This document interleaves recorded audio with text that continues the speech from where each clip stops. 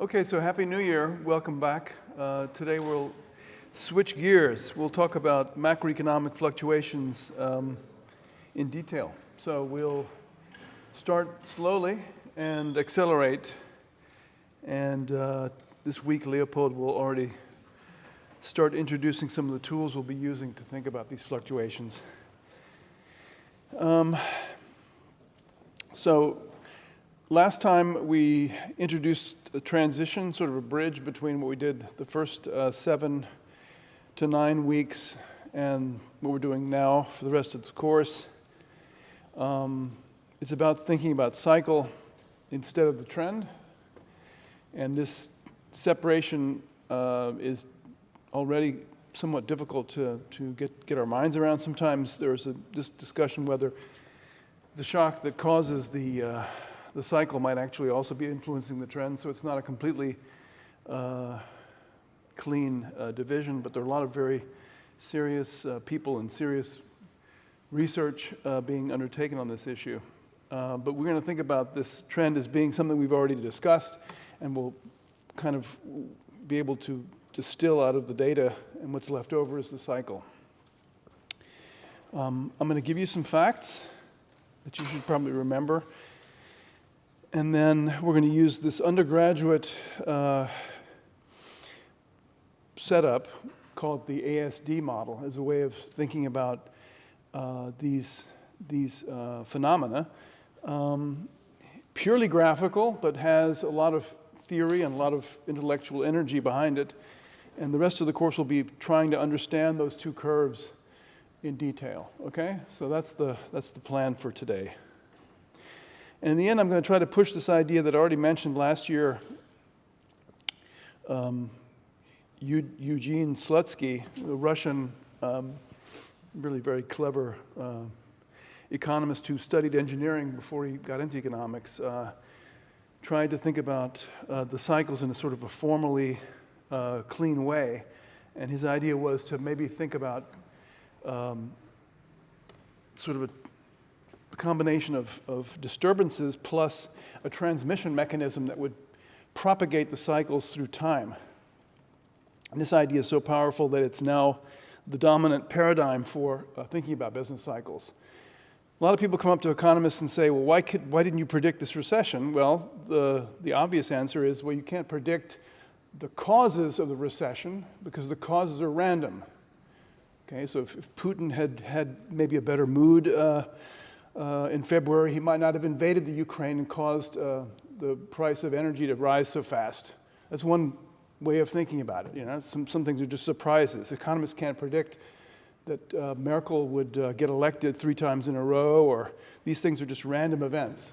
And the way the economy builds up a reaction to that event is really what interests economists the most, because most of our forecasts are conditional, right? If the price of oil starts to rise because some hedge funds have started to invest in oil futures and oil contracts, it's not something that economists can necessarily predict unless the economists are actually in the hedge fund telling them to do that.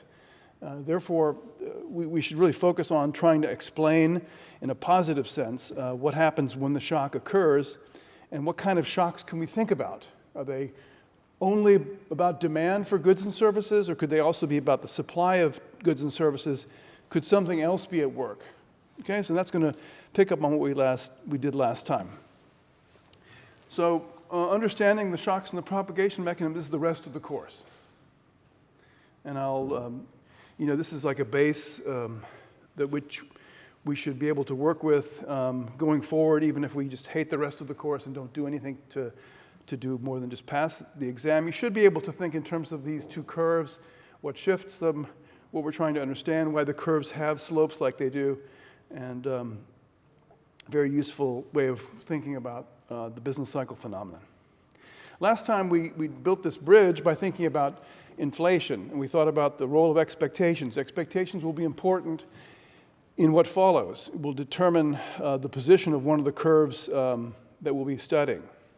Inflation getting started is kind of a historical analysis. Generally, it involves accumulated mistakes by central banks not paying attention to inflation rate. I think a great example is Turkey right now. For 10 years, the Turkish government has denied that inflation is a problem. Now inflation is there. And somehow the Central Bank of Turkey is responsible for that. But you can't blame the central bank. You have to blame the people that are giving instructions to the central bank. And that was the result of the analysis we pursued in the Kagan model. That abuse of the central bank as a financier of military expenditures, social expenditures, it has also happened in the United States. It's not just a Turkish or a German phenomenon. It's an international phenomenon. Anytime there's a lot of money lying around, governments will try to take advantage of it. And the job of a central bank is to defend itself, and possibly with help of a constitution, from being abused by the government for financing purposes. We also learned in the models that we discussed that uncertainty is important. So making mistakes can be a source of a shock. People can make mistakes. People can expect 2% inflation, and we have 10% inflation. They may have planned their lives falsely as a result. Okay, so those expectational errors will also be a part of understanding the business cycle going forward. We also talked about the importance of information. So we're always thinking about expectations, whether the expectations are accurate on average, and also whether or not agents have the information necessary to actually make an expectation. That goes back to what I said before at the very beginning of the lecture, namely that it's very difficult to predict what's going to happen with financial markets. Who would have guessed the financial crisis would have happened in the fall of 2008? Maybe the Fed might have gotten up and said, well, let's save Bear Stearns, let's save the financial system, and we wouldn't have had it. These are random events. Okay, so the expectations of those random events, those events that inherently are random but have some random component that we can anticipate, is part of the message that I was trying to convey last week or last year. Okay? So today we're going to talk about fluctuations. We talked about growth, but macro is about both. So anchoring our knowledge about where the economy is going is a pretty good idea. We want to know what the long-run sustainable elements are of economic prosperity, and this includes the environment, includes sustainability. And we learned a lot about growth facts and stylized facts. I'm not going to repeat those, but ultimately people in the short run care about growth. They care about tax revenues. They care about being able to spend other people's money. They care about their business. They care about their job. And these are all very short-run phenomena. Okay, so we'll talk about short-run fluctuations. If you're interested in more of this, take a look at an undergraduate textbook. You can look at our textbook, or you can look at others. They have pretty much the same message.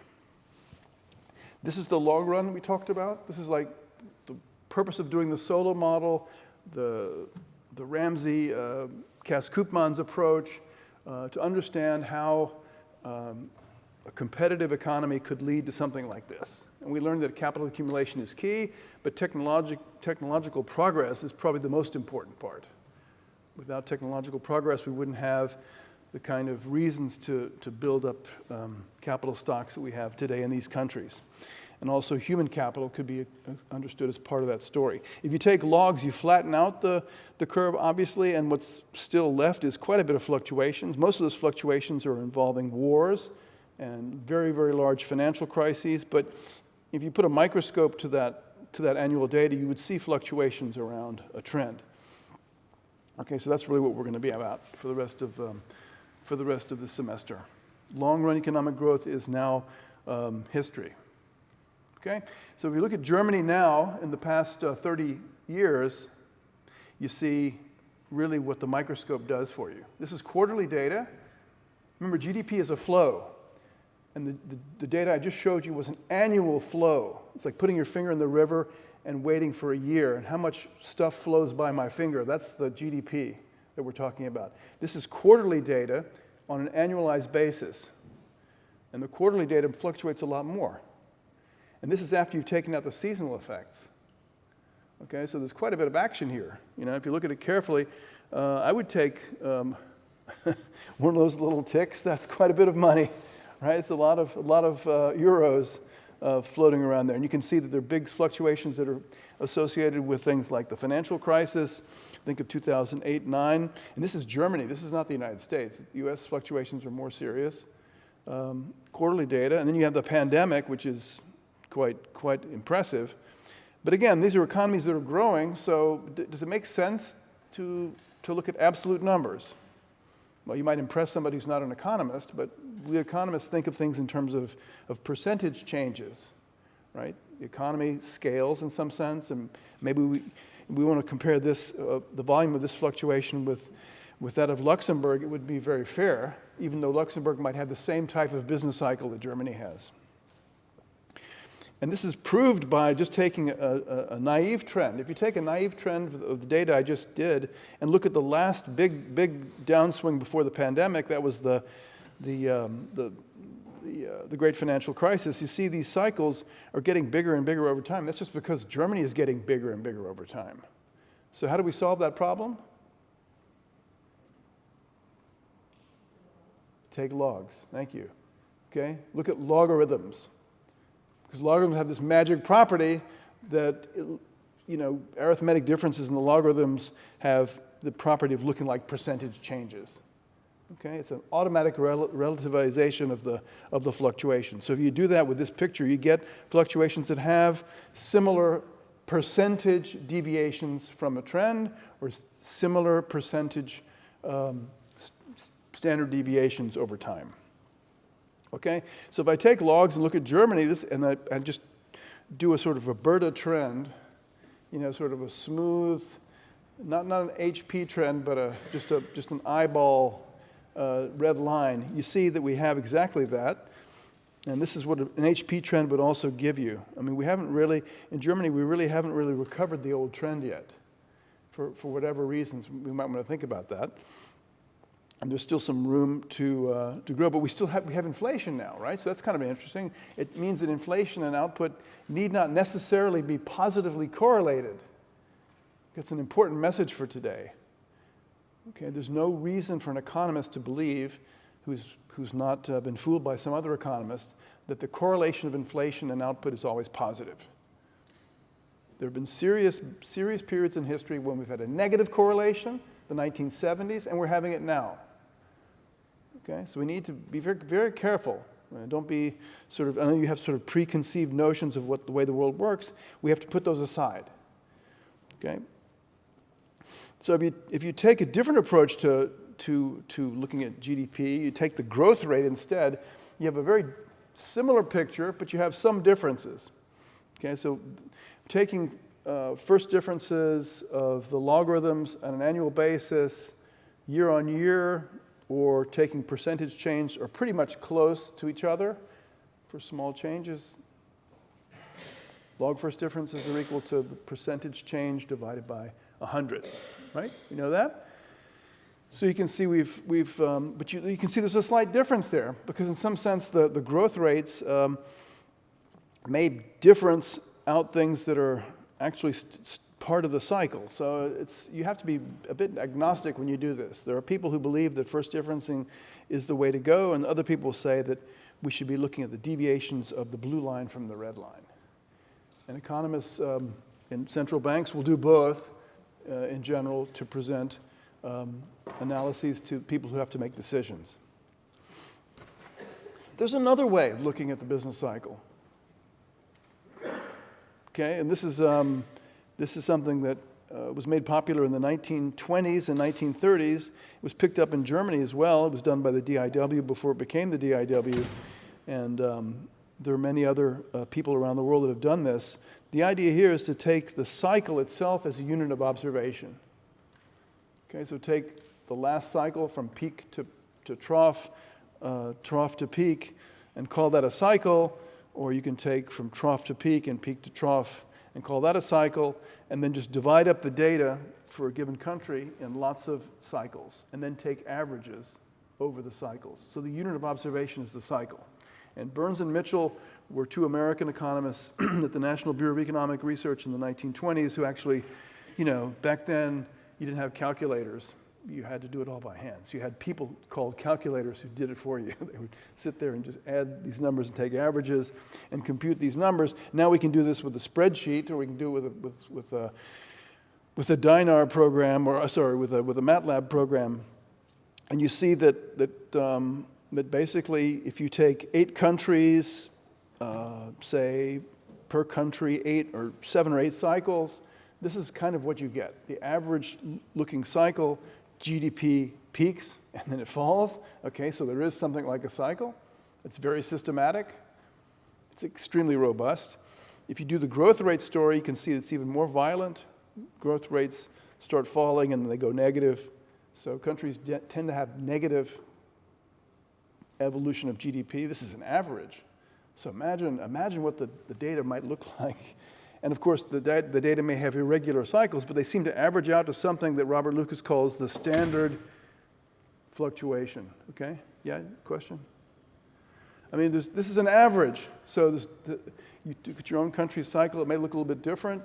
It has to look different because that's what Slutsky told us. Right? It's accumulation of idiosyncratic shocks that are IID, independently and identically distributed. That's the assumption. Okay, we can discuss whether it's correct or not, but in any case, you could generate these types of irregular cycles like that. So let's look at some of the other variables. We see that unemployment is also cyclical, except it goes the wrong way. It goes up in recessions. Okay, we also see that it goes up a lot, and it takes a long time to work through, so it's kind of a lagging indicator. You also see that price inflation, that's the rate of change of the GDP deflator in this picture, is kind of coincident, and this is averaging over many, many cycles, so there are some cycles where the price inflation indicator may be lagging, may be leading, but on average it looks like it's leading by 1/4. So inflation seems to be pro-cyclical on average during this period, but there's no guarantee that's going to be the way it is over the entire sample, and you can see this is if you look at the measure, so we're talking about maybe a 20%, 25% deviation of the inflation rate from its average over the entire period. Interest rates are pro-cyclical. They rise and they fall when the recession comes. Employment is lagging and pro-cyclical. You can look at other things that are interesting to us. We know that investment is very important. We'll see that in the coming lectures. Investment is an extremely important driver of the business cycle. Capacity utilization looks like a leading indicator. Capacity utilization starts to fall before the recession comes. So that gives you a hint as to what may be going on there. On average, firms are slowing down production in anticipation of something that's coming, and then they really run it down when the recession hits. Short-term interest rates I mentioned already. Long-term interest rates are also pro-cyclical, but less so. Okay, so this notion of what is a long-term interest rate, we're talking about a 10-year bond that the government issues as opposed to the overnight rate or the 1-month rate for a short-term loan between banks or between companies of good reputation in banks. We also see that the average price of stocks in real terms divided by the CPI is actually also a leading indicator. So when the stock market starts to crash, it's a good idea maybe to think about a recession that's coming. But it's just an average. Just an average. There can be exceptions. But this is well known. This has been known for a long time. So the timing, if you look at it carefully, maybe 3 quarters in advance. We've just had a very negative development of world stock markets, including the S&P in the United States. So probably a good idea to expect a recession coming. But there's no guarantee, because other things can happen in the meantime. Yeah, you have a question? Yes, I don't know if you go into this in more detail, but so these are averages, as you said. Yes. Which of the different variables that you showed in different panels do you think, for which of them can we actually use these averages, or for which is there wide variation between different business cycles? Because not all business cycles may be the same. Yeah, right. Well, this is just to give you an idea that there is some commonality of business cycles across time and across countries. I'm not trying to tell you to use this as a forecasting tool, but you might be well advised to keep it in mind. Okay, so there's some variables that move quite a bit around this average, like interest rates. Financial variables move a lot, so this is an average which is very strong, but some countries may have even larger fluctuations in interest rates and some might not. And these are nominal interest rates, so you might think inflation is behind part of that. So there's a lot of, this is just a descriptive tool, right? I'm not trying to preach that you should use this, but you should sort of keep it in mind. Yeah. Interesting is that the short-term and the long-term interest rates start declining one observation before the peak. So that indicates that central banks are forecasting recessions correctly. No, I think the financial markets determine long-term interest rates because the central bank can't set long-term interest rates. They may try, but they have to stand ready to buy and sell whatever bond demand is forthcoming. So usually they try to fix the short-term rate by fixing some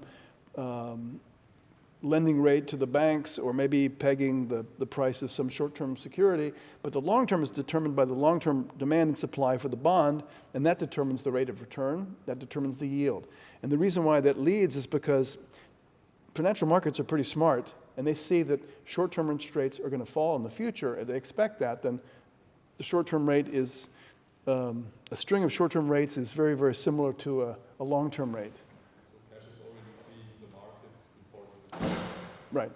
Or in this case, actually, they would be going in because they're driving down the long-term rate. Yeah. So They expect future rates to fall. Yeah, so this is good evidence that maybe the financial markets aren't so stupid after all. They're looking forward, and the same thing is true of stock prices. So stock prices expect a recession. People get out of stocks 2 or 3 quarters in advance. Okay?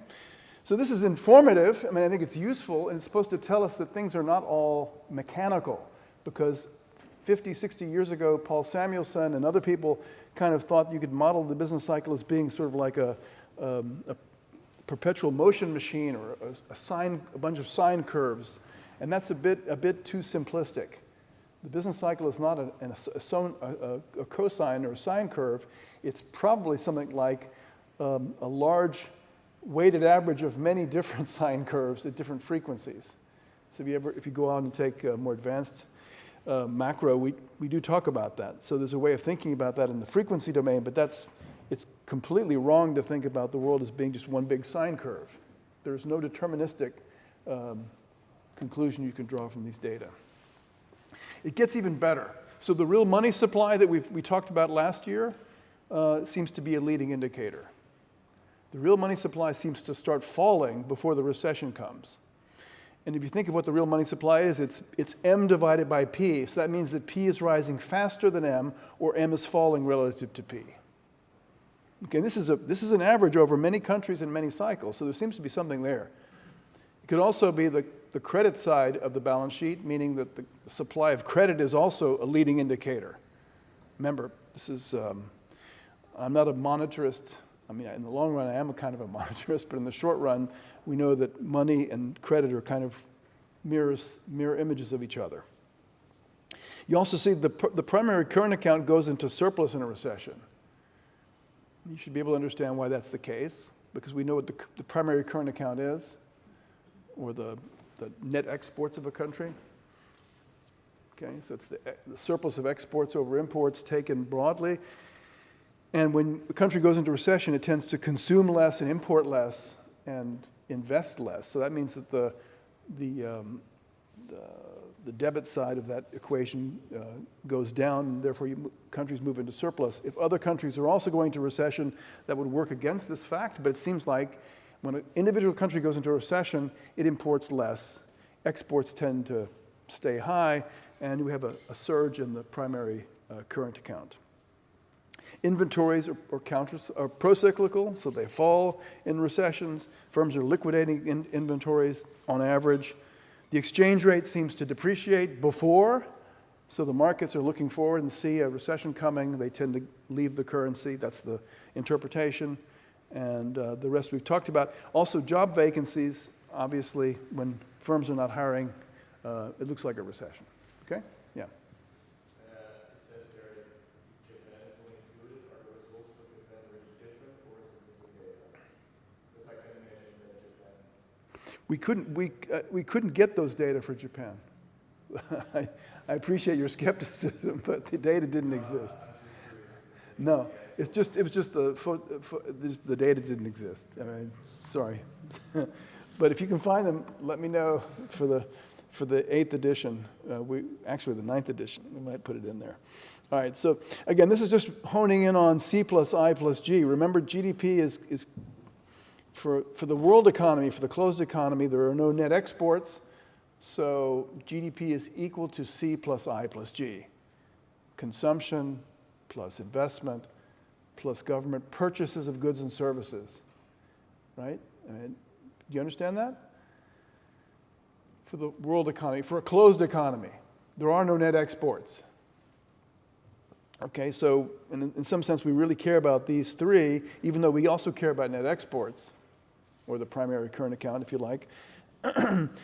These C plus I plus G equation, you should memorize that for, when you go to bed at night.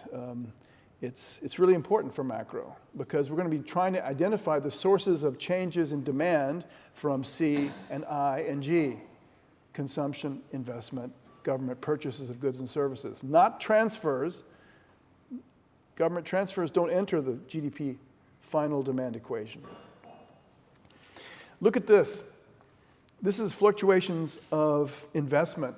Investment is what we call gross capital formation, gross domestic fixed capital formation, construction of houses, installation of machines, purchases of computers for final use in businesses, right? The stuff that we talked about. I, with Leopold in the growth model, fluctuates a lot in the cycle.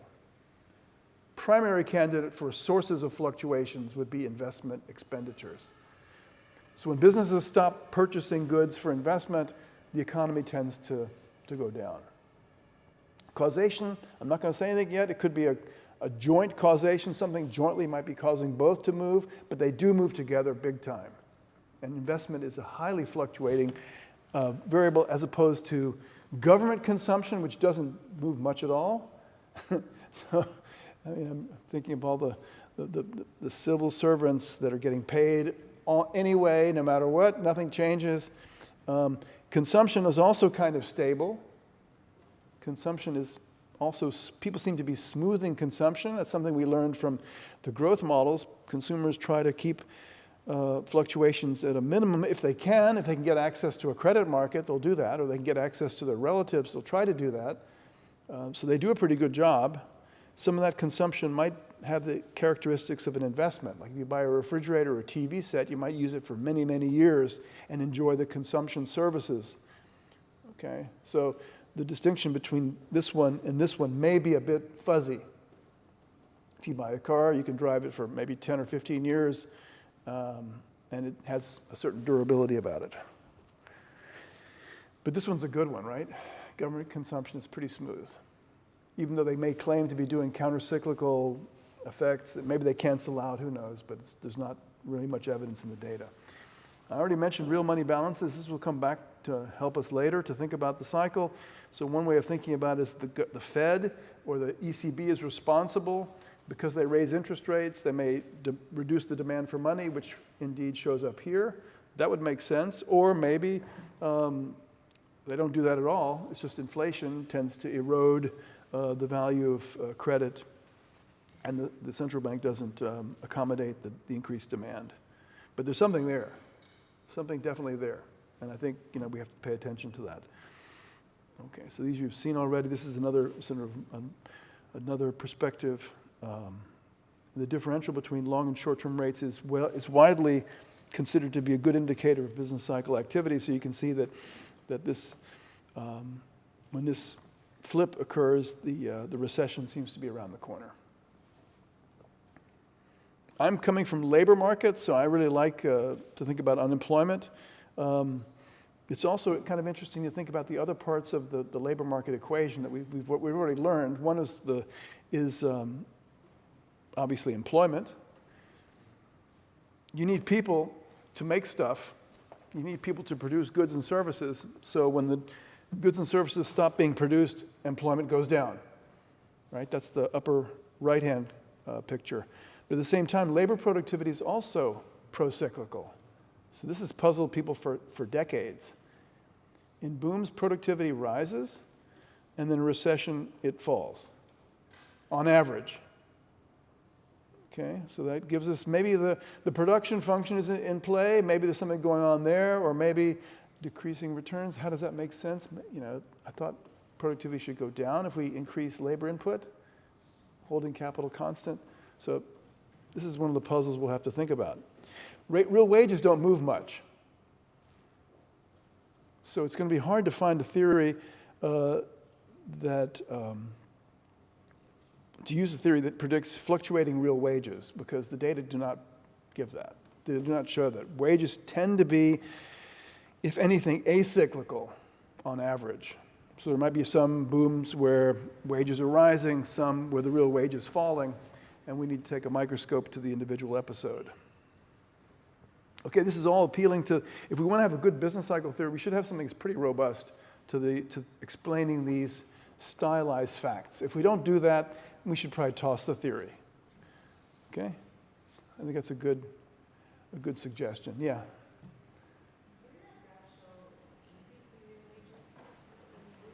Yeah, but this is about the cyclical behavior, so you want to look at behavior around zero, which is the peak.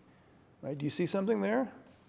I see a little bit of a bend, and a little bit of a bend, but it's not much. It doesn't come close to the other stuff, right? So real wages tend to be smooth relative to the other variables. That's the message. Okay, so let's try to summarize that. There are cycles. So we've done very well thinking about growth, but now we're going to think about cycles, the rest of macro. And if you do courses with Professor Weinke or with Professor Slutsky, or if you want to go somewhere else and do a PhD, you're going to do a lot of other stuff. But this is the basic stuff you should remember, okay? We have cycles around this growth trend, and they have an irregular cyclicality. It's not a sine curve. Some cycles, I mean, the Japanese lost decade was a cycle, part of the cycle, very, very long depression, you could call it, or a recession, very deep recession. Okay, but most of the cycles we deal with in Germany and the United States and Italy and Canada and France tend to have a periodicity of, say, 20 quarters to maybe 36 quarters. Okay? The magnitude of the fluctuations is modest compared with what we've been enjoying for the past 30 years. Since you were children, or since I was a child, things have gotten better. There's no question about it. On average, we're all better off. But the fluctuations are there. They're just small. Okay, so how do we all get worked up about these 2% fluctuations? It's going to come back. Well, obviously, people are impatient, or politicians have problems getting reelected, or dictators get thrown out of have a revolution if things don't get fixed. This is why the business cycle seems to be relevant. I mean, but in the grand scheme of things, it's not that much. If you're patient, things will fix themselves. That seems to be the lesson you learn from these diagrams. Consumption investment pro-cyclical, current account is counter-cyclical, government purchases look like they're acyclical, on average. So don't go off and take that as a fact for this recession. You have to think hard. Investment, more variable, private consumption, public consumption, government spending on goods and services, less variable. Some variables lead, some variables lag. Leading indicators, maybe you should pay attention to that. Stock market, the term structure of interest rates, capacity utilization. Inflation might be a covarying indicator. Sometimes it might be a leading indicator. Sometimes it might be a lagging indicator. So maybe we have to be careful about that one. And then, of course, the labor market seems to lag, especially in Germany. The recession comes, and then people start to lose their jobs when firms go out of business, or you have mass layoffs. And the final thing I want you to remember is that inflation and output are not clearly anything. So the theory is going to help us sort that out. Right? We have a period right now where we're entering a recession, inflation is rising. The last few business cycles in Germany have had rising inflation, rising output, falling inflation. Okay? So there's no magic bullet to understand inflation and output. I'm going to try to use the ASAD undergraduate model to get going on this, just to sort some things out for you. This is a more advanced treatment of what you may have learned as an undergraduate in your previous life. A lot of people will be sorry they didn't come to this lecture. Although I think our film producer will make sure that it shows up somewhere on YouTube. Okay, so the ASAD is about aggregate supply and aggregate demand. And I'm going to try to push a master's level implementation of this idea. The idea is to project what's happening in the world into a two-dimensional picture: inflation and output gap. The output gap is the fluctuation of output around its trend that we've spent the first 8 weeks of the course dealing with. Okay, so let's decide on what that gap is. We'll talk about it in a second. And we'll call it Y hat. That's the fluctuation. So Y hat should be positive sometimes. We call that a positive output gap. A negative output gap would be a recession or the doldrums, economic depression. You wouldn't call it depression, a recession. And there are many different definitions of recession. The one I'm going to use is being below trend. Okay? And being above trend is kind of maybe in a boom situation, although the dynamics you might want to call a declining output gap as the onset of a recession. Okay? But the key thing for us is how much is sustainable, and sustainable is Y bar. Y bar is the sustainable part that we understand from the first part of the course. We call that potential output. I like sustainable because it sounds like, environmentally friendly. Sustainable. Okay? It's what we used Solo and Diamond, Ramsey, Cass-Koopmans to understand. Okay? So we're really talking about Y hat now, not Y bar. Here's the picture. Here's the projection on a two-dimensional plane of what I'm talking about. So I'm going to you could think about inflation and output, or you can change output into an output gap. Okay, so the output gap would be stripping out the trend, whether you estimate it as a linear, log linear, Hodrick-Prescott, whatever trend. Okay, so that's kind of the object of interest for the rest of the course. Explaining how we locate in some part of that curve, that diagrams. And with reference to those curves, that's going to be the whole mess of understanding how macroeconomics works in the short run. So the long run, again, thinking about Milton Friedman, money is a monetary phenomenon. Okay, it means that on average, in the long run, we're going to be at zero. We're going to be on the solo trend, and inflation is kind of anyone's guess. It's basically the choice of the central bank. And the central bank will either choose directly a rate of monetary growth, or it will choose a target rate of inflation to make sure that they get there. Okay, so where you are on the LAS is the choice of the central bank, if the central bank has the freedom to do that choice. Now, Germany doesn't have a central bank anymore, really. It just has a Zweigstelle, sort of a someday someone will come back to haunt me for that.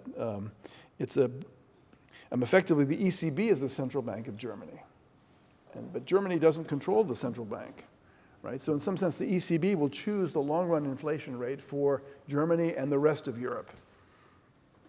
And in the good old days when there was a Bundesbank, the Bundesbank would be choosing pi along this LAS by choice of its target rate of inflation, meaning it does whatever it takes to make sure that target rate of inflation is actually enacted, or it chooses a money growth rate, which we know that given the rate of growth of output actually is a very good predictor of inflation in the long run.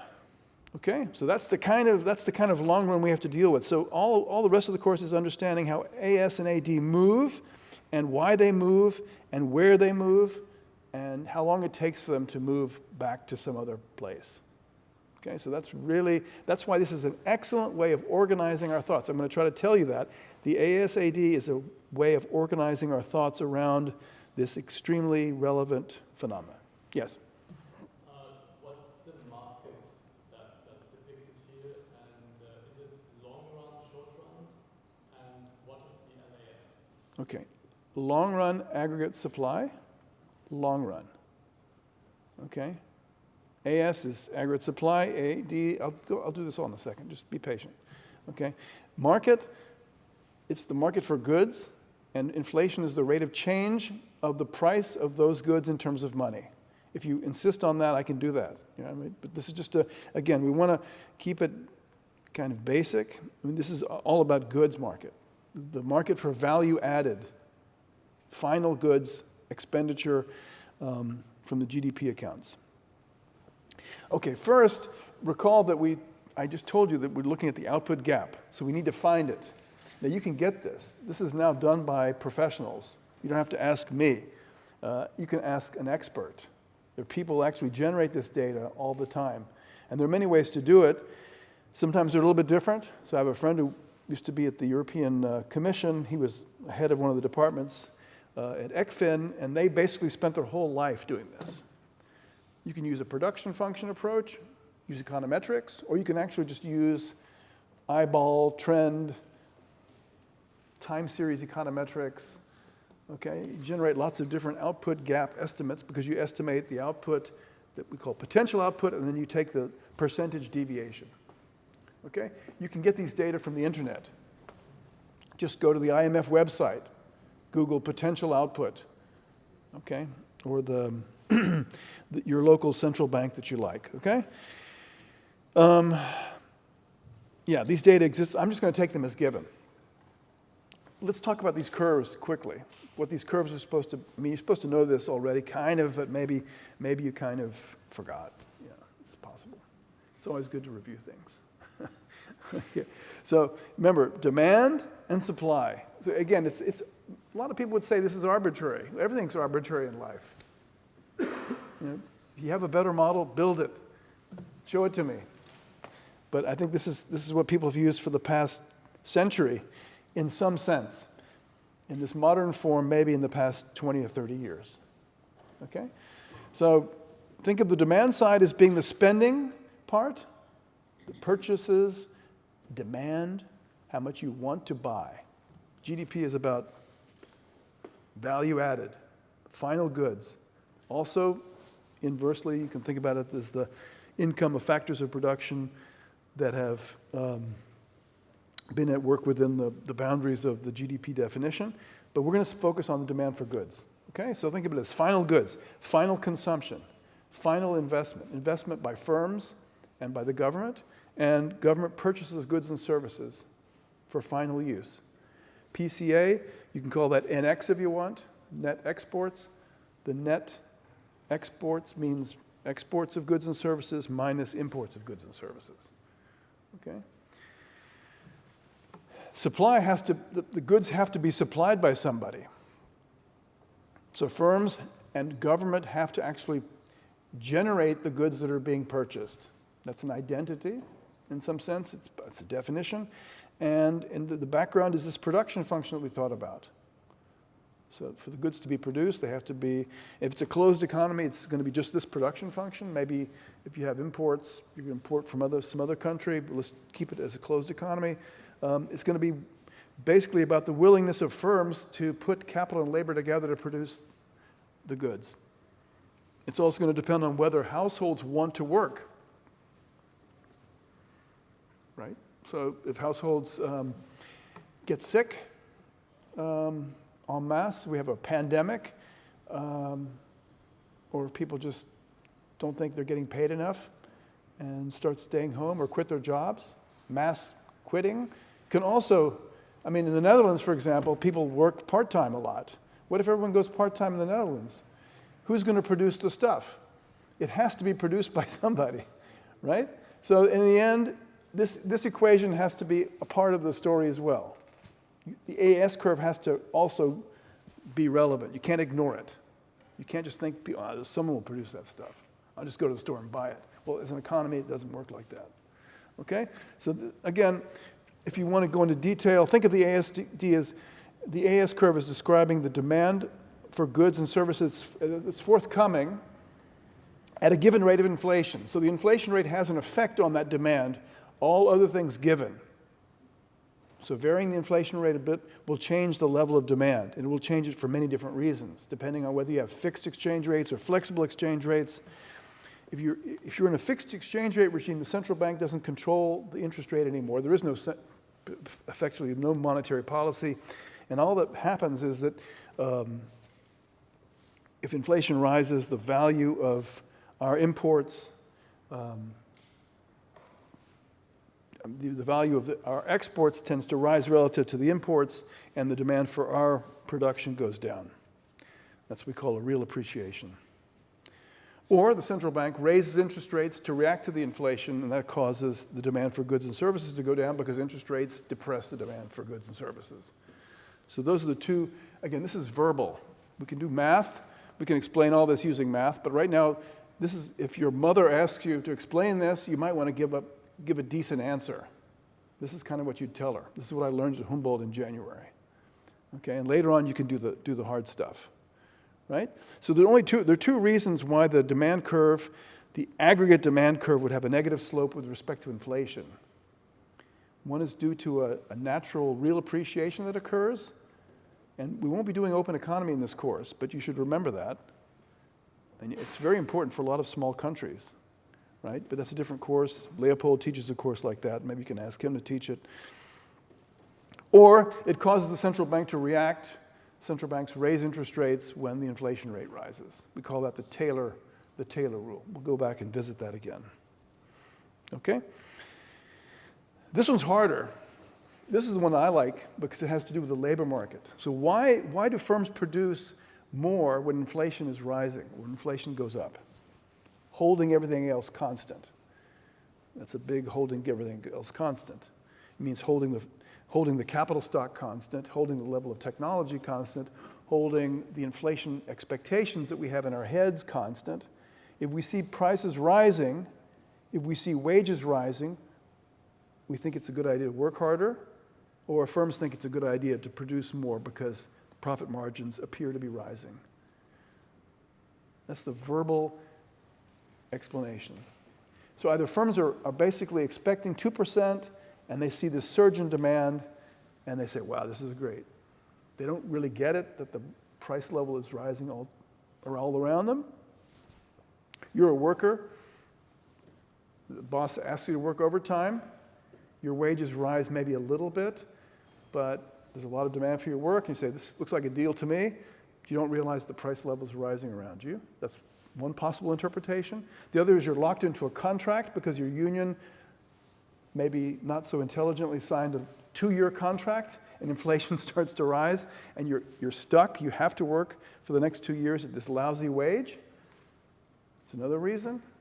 Or the firm is locked into a contract to deliver goods at a stupid price. The price of all the competition is going up. They're getting demand because everybody wants to run away from the other prices that are going up. All verbal right now. There are lots of different reasons why the aggregate supply curve is positively sloped. It will not be negatively sloped. That's all you really have to remember. There are lots of good theories that tell you why it's positively sloped. And the extent of the slope is an interesting question. The level of the curve is also an interesting question. Those are answered by different phenomena. And we'll get into those. That's kind of what the course is all about. So there's a question here. No? Yeah. Could you expand on why the demand curves is downward sloping again? It's just very counterintuitive to me. Usually higher demand would lead to inflation, so I would expect it to be positively correlated. No. The idea behind a demand curve, think about the demand curve in general, is that it expresses the relationship between the desires of consumers given a price. And if the price goes down, the demand goes up. Holding everything else constant, holding the level of income constant. So if you increase the guy's income, the demand for goods at that price will rise. That's the logic that is behind the aggregate demand curve. So holding everything else constant, including expectations of future inflation, including the level of government spending. If the inflation rate rises, it erodes your demand for domestic goods relative to foreign goods if you have a fixed exchange rate regime. So Germans will, at higher inflation rate, will buy more French cheese and less German cheese. That's the price level argument with respect to the exchange rate. And if you have a central bank that has autonomy, they raise interest rates, that causes the demand for German goods and services to go down. That's the logic. Are you okay? You like that? Yeah, I think the idea that it's holding expectations about the future. Yes, that's essential.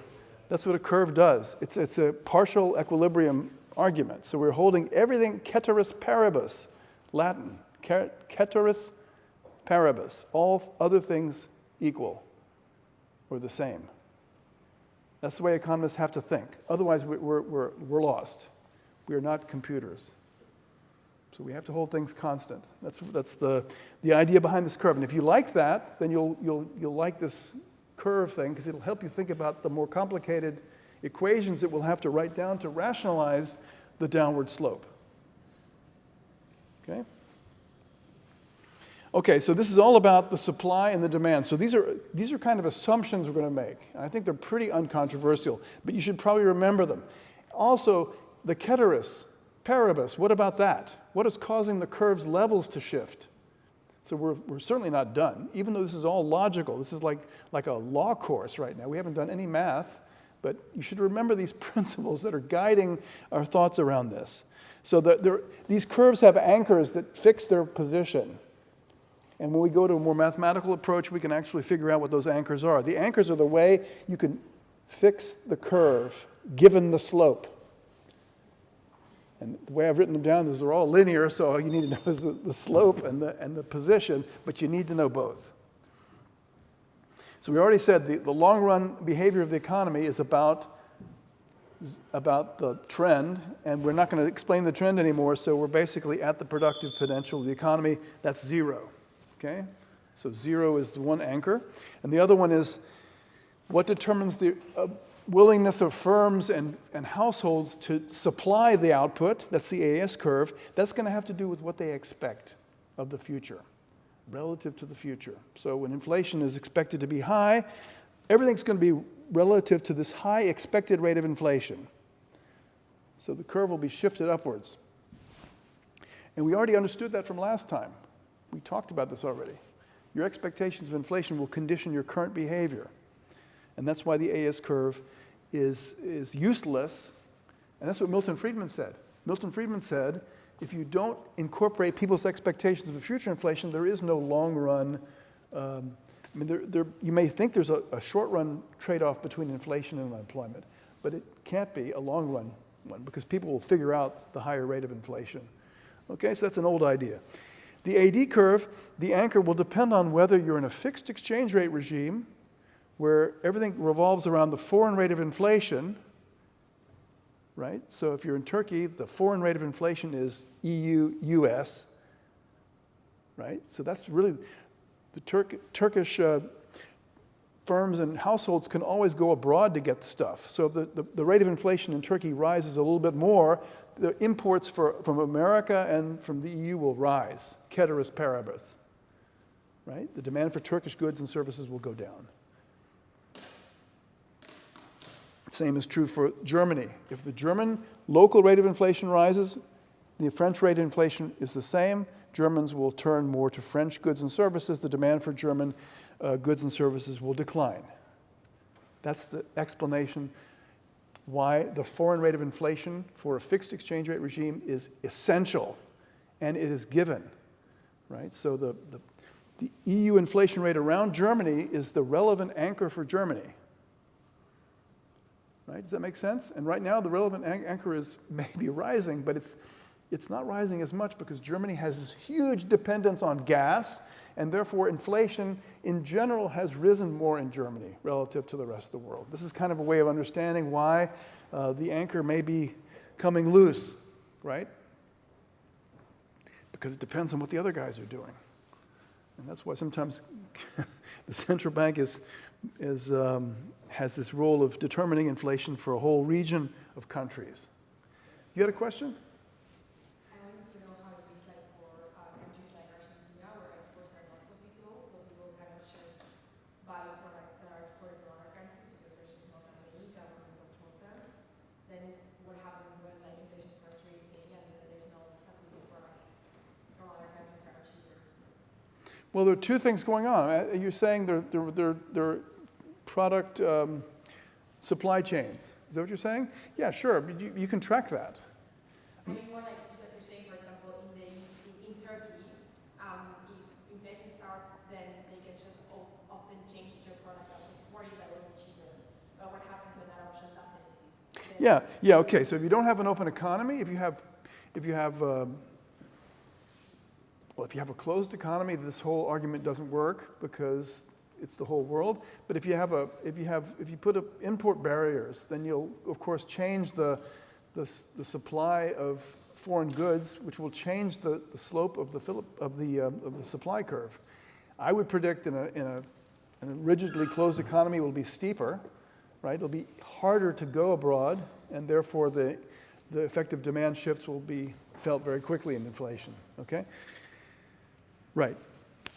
So the last thing I want to mention is this last one. If you have flexible exchange rates, and think of the EU as having, or the euro area as having flexible exchange rates, which it does, the central bank has the freedom to determine the inflation rate.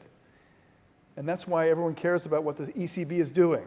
The ECB was telling us for many years 2% is our target. Right? Now, you think it's still their target now?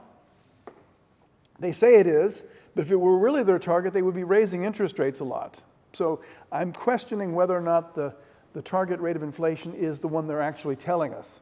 Because in some sense, in their heads, those people have complete control. Isabel Schnabel and the French guy, I forgot his name. These people are in charge, right? And the French woman, what's her name? Lagarde? She's in charge. So she can decide. I mean, they can decide together. The executive board can propose an interest rate increase. They can propose 200 basis points if they wanted to. So in a sense, what they say may not be exactly what their target is. So when you get to the models that we talk about, think about that. The target is written on paper, but who knows how seriously it's being executed or being pursued. It's kind of an unknown for us. Isn't this exciting? Aren't you really excited now? This is one reason you read the newspaper or whatever you read to understand what's going on in the real world. This is kind of going to help us move to the next level. Now I'm going to help you think about that. I'm going to give you an example. Think about the ASAD as a diagnostic. Okay? So if you see inflation rising and the output gap rising, or the output relative to potential rising, okay, what would you conclude?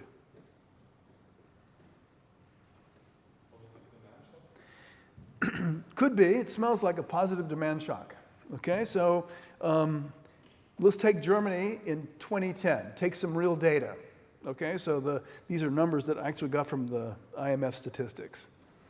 Inflation rose by 1% over the year, and output rose. But of course, output is rising anyway because of trend growth.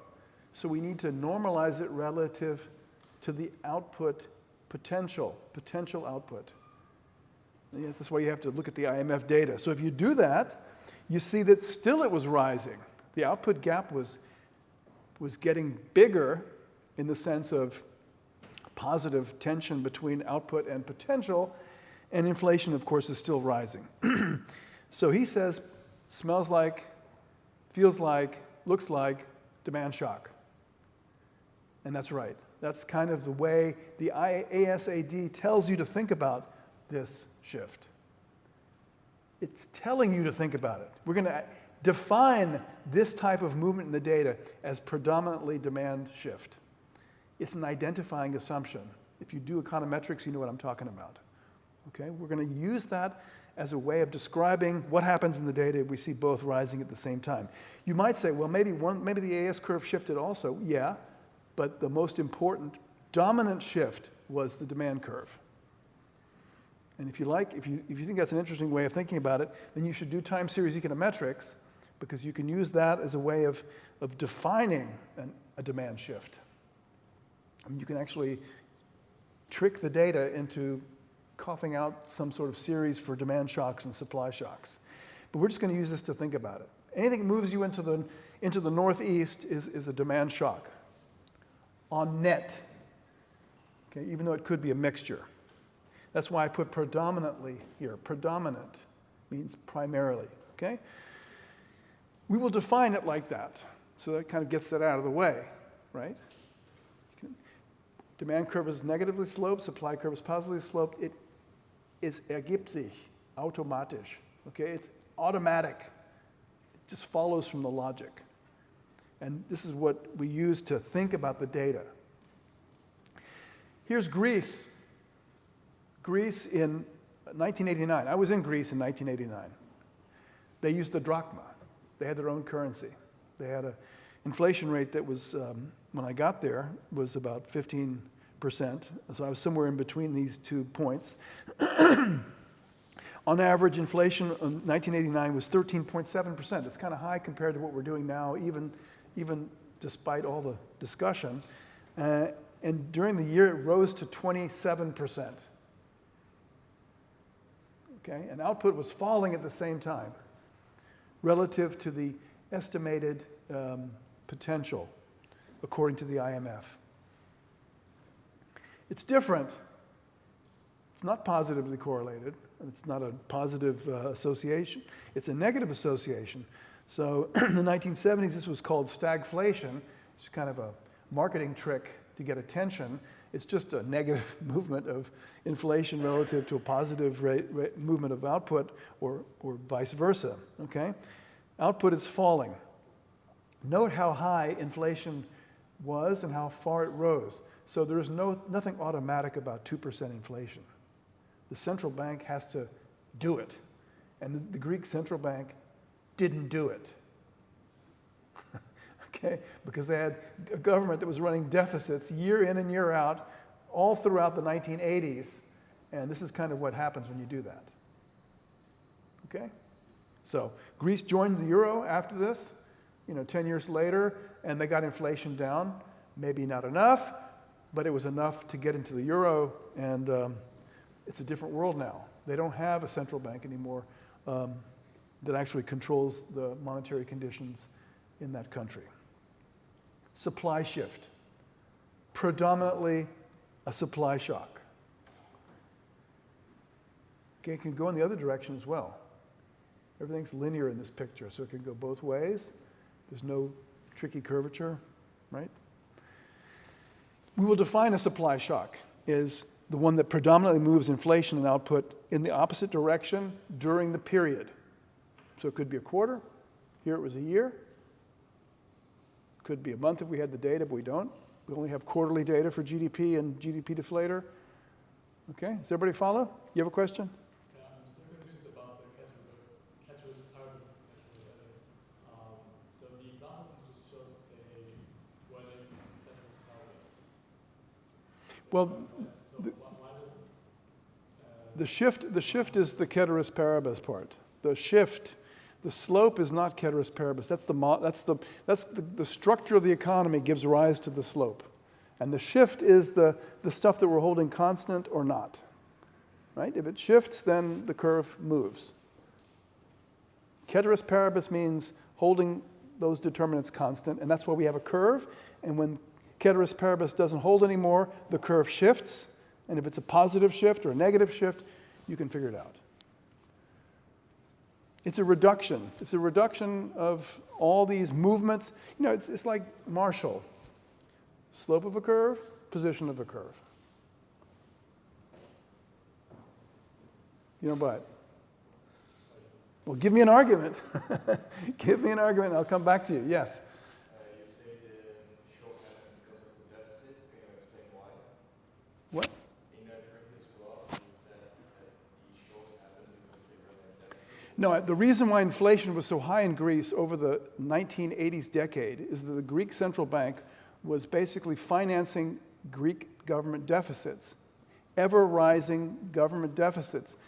If you do that, the central bank gives loans to the government, and the government spends that money. That's increasing the money supply, and over 10 years, we learned that already last year, that's going to look like inflation in 20 years, or in 10 years' time. And that's exactly what happened.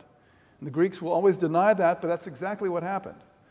And I can show you the pictures. If you take my course in European integration, I can show you that the Greek deficit, the primary deficit and the headline deficit was always negative, or the deficit was always positive, the surplus was negative throughout the 1970s and 1980s.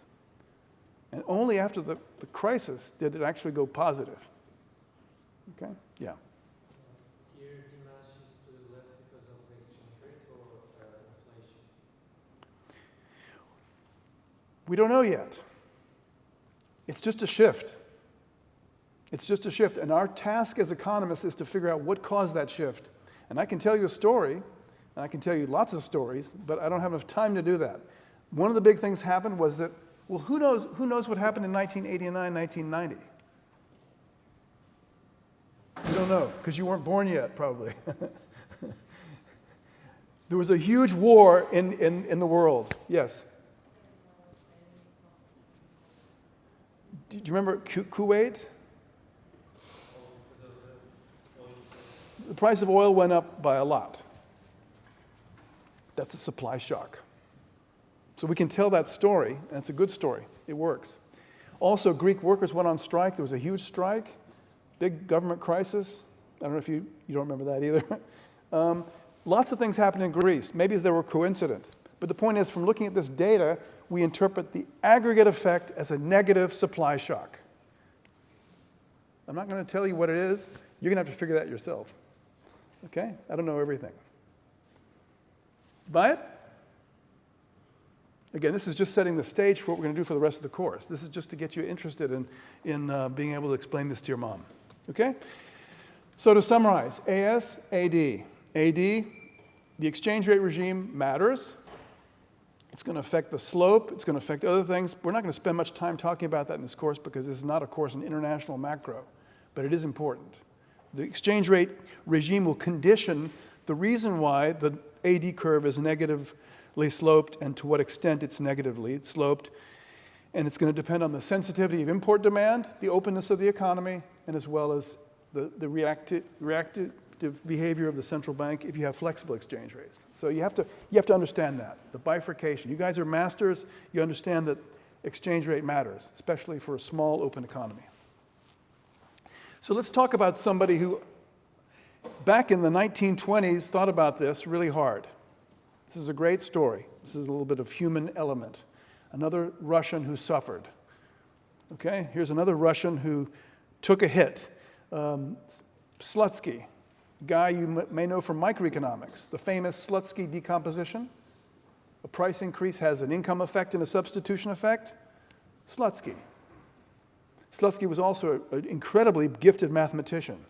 Okay, he developed a lot of theorems that people still use today.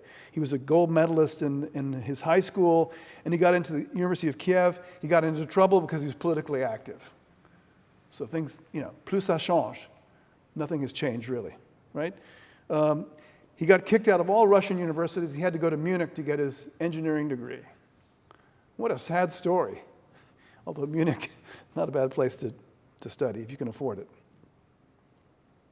And he went back to Kiev and studied political economy because he liked it. He learned very quickly after he joined the Conjuncture Institute, the Business Cycle Institute for Research in Moscow. And this was during the Bolshevik era. You weren't supposed to propagate theories that business cycles had to do with the capitalist system because you weren't supposed to actually give any attention to everything had to be according to Karl Marx, which means that everything is going downhill and will cycle into oblivion, okay? But he figured out, because his boss actually was executed by Stalin, so Kondratiev was his boss. Who was Kondratiev? You remember? Another word, another guy you should remember, another Russian who suffered. I mean, he really suffered. Kondratiev. The long wave. Kondratiev said that technological change sets in motion very long waves of economic development. And he looked at the great inventions of the 19th century and said, oh, you can see it in the data. Long wave. And there's something to it, right? Some fundamental inventions have really long-term effects, like the invention of electrical transmission, the internal combustion engine, steam engine, these things have very long-term effects. Anyway, Kondratiev propagated this theory, was contradicted by Trotsky, got into some trouble, and he was sent to the Gulag and was executed. So Eugene Slutsky figured out that's not a good idea to do this. Not a good idea to talk about any of this stuff. So he ended up doing research on sunspots and how sunspots also seem to have a wave effect. But his idea is really clear. His idea was, if I take a coin, I flip it 50 times, write down +1 or minus 1 for the heads and the tails in a string, a time series, and then take moving averages of that, any moving average you want. As long as the moving average is the same, you get waves. You get cycles. Brilliant. Think about it. And they're not regular cycles. They're not like sine, cosine waves. They're literally a mixture of many, many different sine, cosine waves. So that was what Slutsky did for us. And then he didn't get executed because he didn't do any more business cycle research. Because Stalin didn't like his work. He couldn't even publish his paper. His research paper, his working paper was published in 1927, I think. And then other people took credit for this idea, like Ragnar Frisch, but actually Slutsky, they said, hey, Slutsky, he did this in 1927, so they finally published it, probably without even getting his permission, in Econometrica in 1937. It's a great story, right? It's a great story. Anyway, so Slutsky, his vision is simply, I need a system. I need an economic system, and that's going to be this box. Okay, it's not an accident, it's a black box. And you put the shocks in, whatever shifts those curves, and then you set this thing into motion, and these shocks can be random, and you end up getting cycles. That's a common theme in every macro model that we use today. And that's why I'm giving this lecture today like this. I want to motivate you to think about that. Everything that we talk about when we talk about business cycles are ways of transforming shocks into something that looks like a business cycle that we looked at in the morning and just in a couple of minutes ago. Okay, so the ASAD model is a very convenient first pass at a black box. So things that move, ceteris paribus, so to speak, when the ceteris paribus is no longer paribus, that's a shock. And the movement of inflation and output is reflecting the slopes of those curves.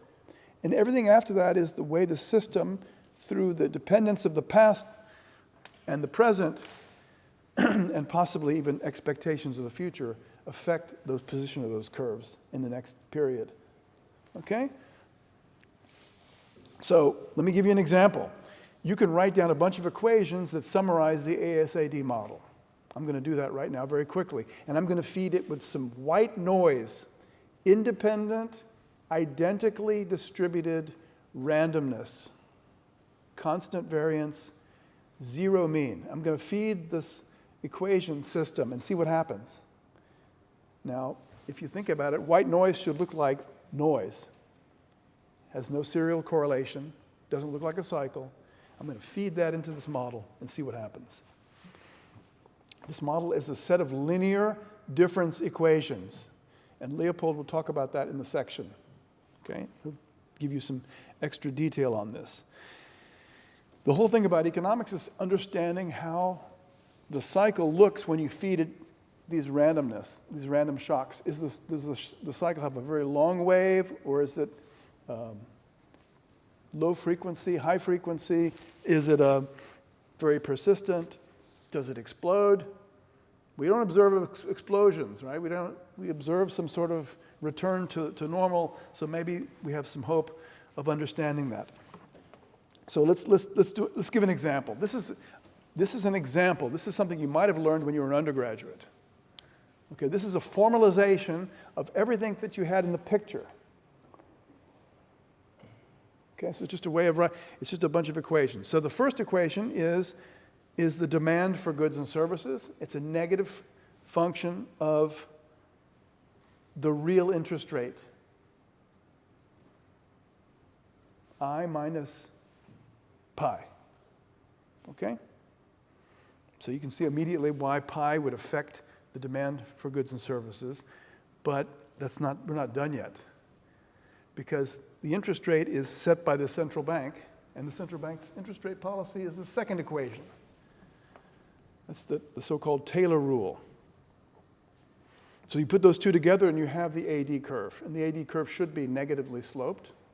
And if the central bank is doing its job, it will be. The supply curve is the Phillips curve, effectively. But we're going to call it the supply curve. And you've got this inflation expectations, which we'll call pi tilde, and then you've got a positive relationship with output, and that's B1. B1 is positive. And C1 is high enough to offset A2, so the net effect of inflation will be negative. Central bank reacts to inflation. And the last equation is basically how people think about inflation. Expectation of inflation depends on what's happening now, and it depends on what they might have written down in a contract in the previous period. So these four, it's just an example, just a formalization of that picture I gave you. The picture is probably more important than this implementation. That's why I call it a toy version. It's something you would have learned in an undergraduate macro course. Okay? These are the definitions of all those things in case you're interested. So if you just do some substitution, you can eliminate all these terms, and you can get the whole thing to look like a single equation in y. It's yt minus 1, and yt minus 2. That's a second order difference equation. Second order because it has two lags. It's not a differential equation, it's a difference equation. That last equation, look what it has. It has a part that depends on its own past, and it has this shock. And this epsilon is a mixture of supply and demand shocks. So you can't say much about it. But what you can do is you can write down all those parameters, and look, it's a big mess. Alpha 1 is a reduced form of many, many different structural parameters. So if you buy the model, you buy this reduced form. If you don't buy the model, you can throw it all in the garbage can. But the point is, I give you a model, you can write something like this magic equation at the top. Think of it as a meat grinder. You put some meat in there. I hate to say this, many of you are vegetarians probably, but you turn the crank and you get some Hackfleisch, right? And this Hackfleisch is basically the business cycle. But you can see that it's a mixture of supply and demand shocks. Even in this very simple model, it gets kind of nasty. It's just a bunch of coefficients. It's just algebra. I feed white noise to that model. Okay, I feed it random stuff. This is like Slutsky's coin flip. And this is what I get. Every cycle will be different because every cycle is a different string of random influences. Some of them may be extraordinarily bad. Maybe I get lucky in a few periods there's nothing's happening, very small shocks, and then boom, boom, boom.